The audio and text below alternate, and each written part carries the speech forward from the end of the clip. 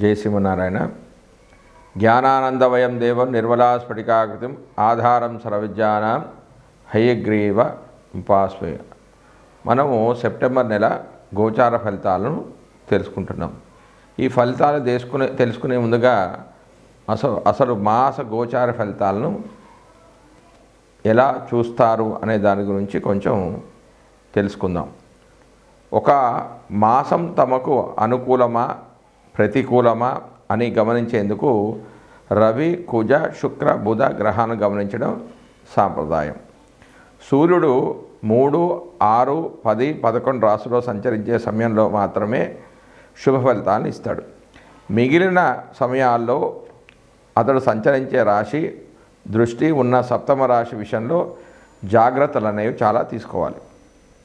వేరువేరు జన్మరాశుల వారికి రవి సంచరిస్తున్న రాశి దృష్టి ఉన్నటువంటి రాశులు ఏ భావాలు అవుతాయో గమనించి వాటికి అనుగుణమైన ఫలితాలను నిర్దేశించాల్సి ఉంటుంది. రవి గోచారంలో వ్యతిరేకంగా ఉన్న సమయంలో అధికార ప్రభుత్వ సంబంధమైన సమస్యలు, అనారోగ్య లోపాలకు, మానసికమైన ఒత్తిళ్లకు అధికమైన అవకాశం అనేది ఉంటుంది.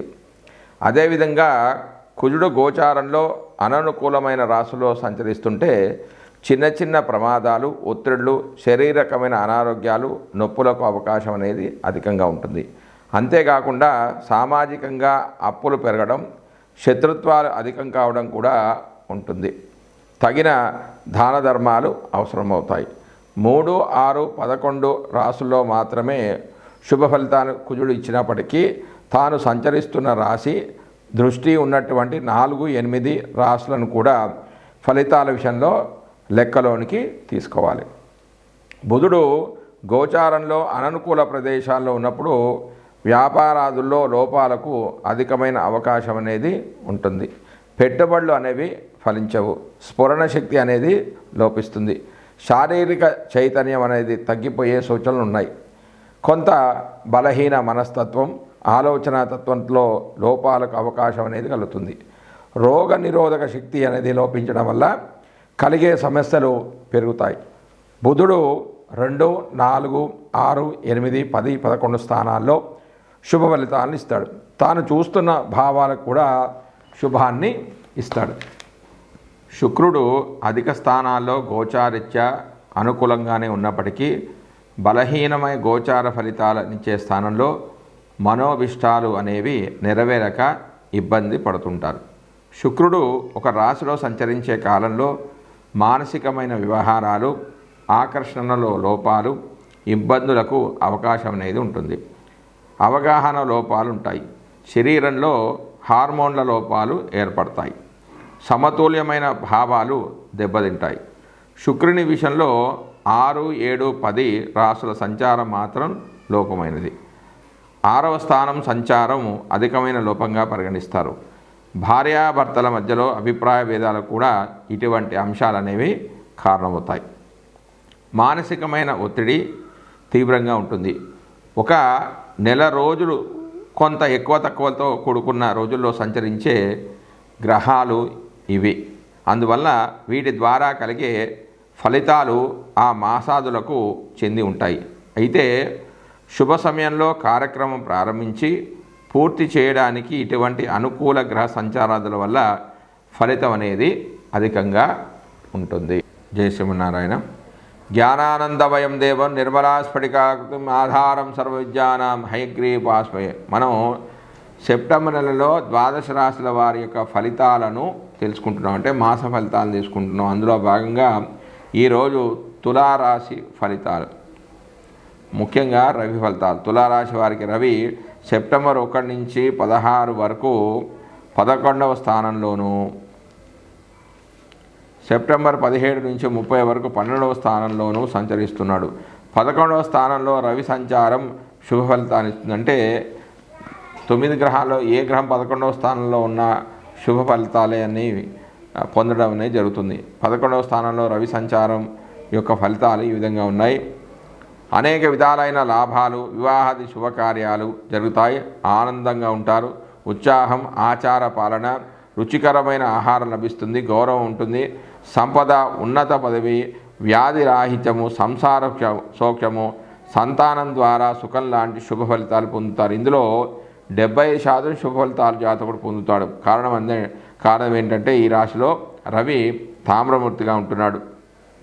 12వ స్థానంలో సంచరించేటప్పుడు అనారోగ్యము, నానావిధ కష్టాలు, మిత్రవైరము, అపాయము, వ్యాధి, ఉద్యోగ వ్యాపార నష్టాలు, అధికార భంగం లాంటివి జరిగే అవకాశం ఉంది. కానీ 12వ స్థానానికి వేదస్థానమైన 6లో రాహు సంచారం వల్ల చెడు ఫలితాలు అనేవి తక్కువగా ఉండే అవకాశం అనేది ఉంది. దాని తర్వాత కుజుడు యొక్క ఫలితాలు. తులారాశి వారికి కుజుడు సెప్టెంబర్ 1 నుంచి సెప్టెంబర్ 30 వరకు 9వ స్థానంలో సంచరిస్తూ ఉన్నాడు.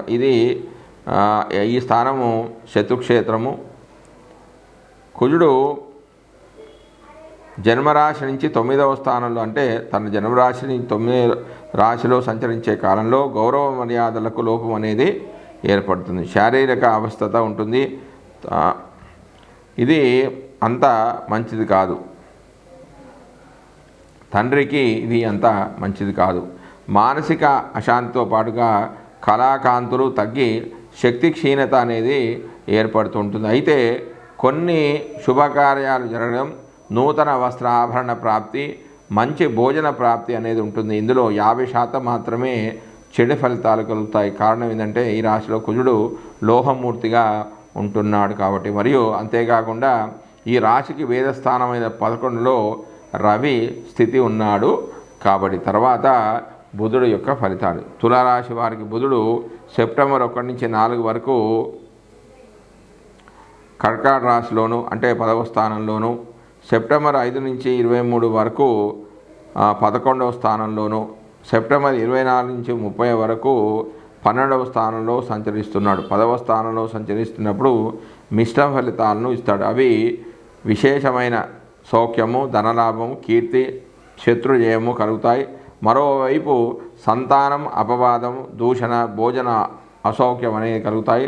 11వ స్థానంలో శుభకరమైన ఫలితాలు అనేవి వస్తాయి. ఆరోగ్యము, మనస్సంతోషము, కీర్తి, ద్రవ్యలాభము, బంధుమైత్రి, సుఖ సంతోషాలు, మిత్రలాభము, ధనము, సంతాన వృద్ధి కలుగుతాయి. ఇందులో 100% శుభ ఫలితాలు కలిగే అవకాశం ఉంది. కారణం ఏంటంటే ఈ రాశిలో బుధుడు సువర్ణమూర్తిగా ఉంటున్నాడు కాబట్టి. ఇక సెప్టెంబర్ 24 నుంచి నెల ఆఖరి వరకు, అనగా సెప్టెంబర్ 30 వరకు 12వ సంచారం చేయడం వల్ల ఖర్చులు అధికం కావడం, వేళకు సరైన భోజనం దొరకకపోవడం, స్నేహితులు పట్టినట్టుగా ఉంటారు, వ్యాధుల బాధ అనేది ఎక్కువగా ఉంటుంది. ఇతరుల తప్పిదాలను ఇతరులు చేసిన వాటికి తాను శిక్ష అనుభవిస్తుంటాడు.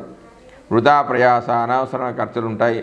12లో బుధుడు సంచరించేటప్పుడు 12వ స్థానానికి వేదస్థానమైన 11లో రవి సంచారం వల్ల కేవలం 20% మాత్రమే అశుభ ఫలితాలు జాతకుడు పొందుతాడు. మరో కారణం, ఈ రాశిలో ఈ స్థానంలో బుధుడు లోహమూర్తిగా ఉంటున్నాడు కాబట్టి. తర్వాత గురుడు యొక్క ఫలితాలు. తులారాశి వారి గురుడు సెప్టెంబర్ 1 నుంచి 30 వరకు అష్టమంలో సంచరిస్తూ ఉన్నాడు. 8వ స్థానంలో వ్యతిరేక ఫలితాలు అనేవి ఇస్తాడు. శ్రమ, రాజభయము, ఆటంకాలు, గౌరవానికి భంగం కలగడం, కష్టతరమైన నష్టప్రదమైన ప్రయాణాలు చేస్తారు. ధన నష్టం, దేహకాంతి అనేది తగ్గిపోవడం అనేది జరుగుతూ ఉంటుంది. ప్రకాశం అనేది ఉంటుంది, ఇవి తగ్గిపోయే అవకాశం ఉంటుంది. ఇందులో అతి తక్కువ కష్టాలు, ఇబ్బందులు మాత్రమే కలుగుతాయి. కారణం ఏంటంటే ఈ 8వ స్థానానికి వేదస్థానమైన 11లో పాపగ్రహమైన రవి ఉండడం వల్ల, మరియు గురుడు ఈ రాశిలో లోహమూర్తిగా ఉండి కేవలం 20% శుభ ఫలితాలు మాత్రమే ఇస్తాడు. ఒక 20% అశుభ ఫలితాలు జాతకుడు పొందే అవకాశం అనేది ఉంది. దాని తర్వాత శుక్రుడి యొక్క ఫలితాలు.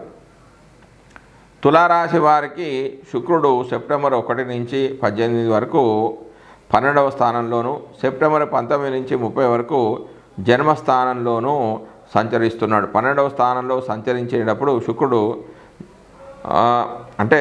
జన్మరాశి నుంచి 12వ ఇంట్లో సంచరించే కాలంలో శారీరక సంసారిక సుఖాలకు మెండుగా ఇస్తాడు. నూతన వస్త్రాభరణతో పాటుగా మంచి ధనాదాయము ఉన్నత పదవులను పొందే అవకాశం అనేది ఉంటుంది. తన చుట్టూ ఉన్న వారితో గొడవలు పడకుండా ఉండడం అనేది చాలా మంచిది. మంచి వాహన యోగంతో పాటుగా అధిక ఖర్చులు కూడా ఉంటాయి. అయితే ఇందులో 50% శుభ ఫలితాలు మాత్రమే జాతకుడు పొందుతాడు. ఎందుకంటే ఈ స్థానంలో శుక్రుడికి ఇది శత్రుక్ష క్షేత్రం కావడం వలన మరియు ఈ రాశిలో శుక్రుడు తామ్రమూర్తిగా ఉంటున్నాడు.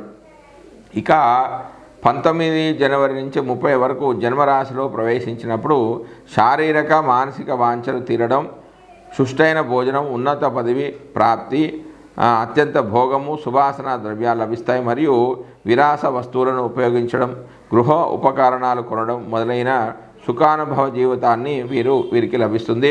ఈ స్థానానికి వేదస్థానమైన 8లో గురుడి సంచారం వలన గురుడు శుభుడు కావడం వల్ల చెడు ఫలితాలు అనేవి ఉండవు. కాబట్టి 100% శుభ ఫలితాలు జాతకుడు పొందుతాడు. కారణం ఈ రాశిలో శుక్రుడు సువర్ణమూర్తిగా ఉంటున్నాడు కాబట్టి. తర్వాత శని యొక్క ఫలితాలు. తులారాశి వారికి శని సెప్టెంబర్ 1 నుంచి 30 వరకు పంచమ స్థానంలో సంచరిస్తున్నాడు. శని పంచమ రాశి అందు చరించు సమయమున కార్యక్రమాలు చెడుట, మనస్తాపము, దాయాదులతో వాద్యాలు, హీనజాతి స్త్రీలతో సంభోగించి దానివలన బాధపడడం, అశాంతి, సంతానష్టం, వ్యవహార భంగము, గొడవలు, చిత్తభ్రమ, సంసారానికి దూరం కావడం వంటివి జరిగే అవకాశం ఉంది. కానీ పంచమానికి వేదస్థానం 11లో రవి సంచారం వల్ల రవి తన సొంత ఇంట్లోనే ఉండడం చేత అతి తక్కువ చెడు ఫలితాలు కలిగే అవకాశం ఉంది. శని యొక్క చెడు ఫలితాలు తక్కువగా ఉంటాయి. శనిగ్రహం యొక్క చెడు ఫలితాలు తక్కువగా ఉంటాయి. కారణం శని తన మూల త్రికోణ రాశిలో సంచరిస్తున్నాడు కాబట్టి. తర్వాత రాహు యొక్క ఫలితాలు. తులారాశి వారికి రాహు సెప్టెంబర్ 1 నుంచి 30 వరకు 6వ స్థానంలో సంచరిస్తున్నాడు. 6వ స్థానంలో మిక్కిలి అనుకూలమైన ఫలితాలను రాహు అనేది ఇస్తాడు. విక్రమము, కార్యనిర్వహణ, శత్రుక్షయము, తెలివిగా వ్యవహరించడము, వ్యవహారాలన్నీ కూడా చక్కబెట్టుకోవడం, ఎల్లప్పుడూ సుఖము ఉండడం, శత్రువర్గం నుంచి భూలాభం వంటి మంచి ఫలితాలు కలుగుతాయి. కానీ ఇందులో 50% శుభ ఫలితాలు మాత్రమే జరిగే అవకాశం ఉంది. కారణం ఏంటంటే 6వ స్థానానికి వేదస్థానమైన 9లో కుజుడు స్థితి చెంది ఉన్నాడు. కుజుడు యొక్క వేద వలన కోపము రావడం, ప్రయాణము, నేత్రరోగము, పైత్యము, వివిధ రూపాల ధన వ్యయము, మలబద్ధకం లాంటి వ్యతిరేక ఫలితాలు కలిగే అవకాశం ఉంది. ఇందులో 50% శుభ ఫలితాలు మాత్రమే జాతకుడు పొందుతాడు. కారణం ఏంటంటే లోహమూర్తిగా రాహు ఈ రాశిలో సంచరిస్తున్నాడు కాబట్టి. తర్వాత కేతువు యొక్క ఫలితాలు. తులారాశి వారికి కేతువు సెప్టెంబర్ 1 నుంచి 30 వరకు కన్యరాశిలో సంచరిస్తున్నాడంటే 12వ స్థానం, అంటే తులారాశిని కన్య 12వ స్థానం, 12వ స్థానంలో సంచరిస్తున్నాడు. అశుభ ఫలితాన్ని ఇస్తాడు. దారిద్రము, ధననాశనము, నేత్రబాధలు, శత్రుభయము, అన్ని కార్యక్రమాలకు ఆటంకాలు ఏర్పడడం, స్థానచలనము, రావాల్సిన లాభాలకు ఆటంకాలు ఏర్పడము, అనవసరమైన ప్రయాణాలు వంటివి ఏర్పడతాయి. ఇందులో 50% శని ఫలితాలు మాత్రమే జాతకుడు పొందుతాడు.